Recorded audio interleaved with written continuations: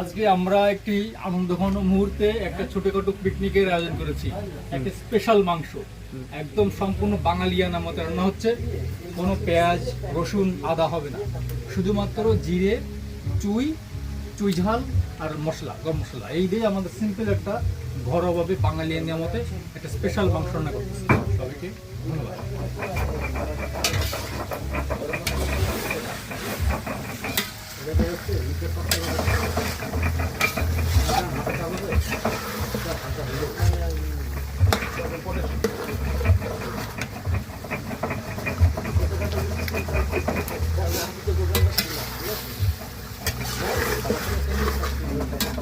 Colour চলে আসে, এদিকে বাটাবাটি চলতেছে।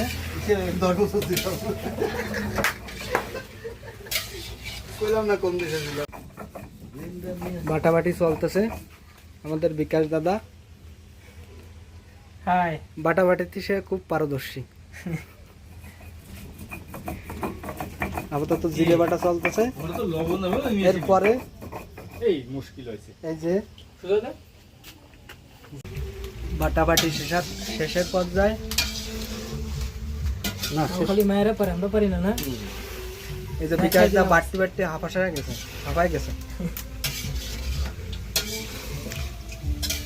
সুপারির একটা ই লাগবে, কাঁচা এই যে এইটা দিয়ে কাঁচা না, এটা পিছন সাইড। না না, এই যে মাংস কষানো চলতেছে। এই শীতটা বালি উঠছে।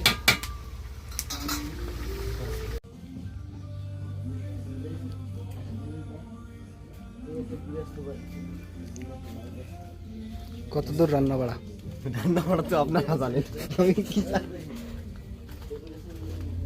ও দাদা, কত দূর রান্না বাড়া? মাংস কষাই জল দেওয়া হয়ে গেছে।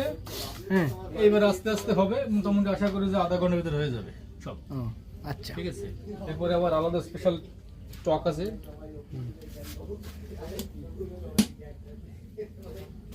জল দিছে তাই ওই কালার, রান্না করলে কি কালার হবে বুঝে নিতে হবে। সুন্দর হবে না?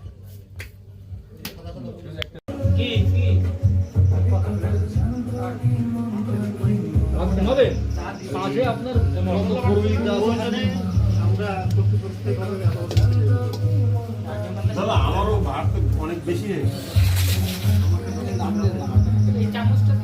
আমার যদি লাগে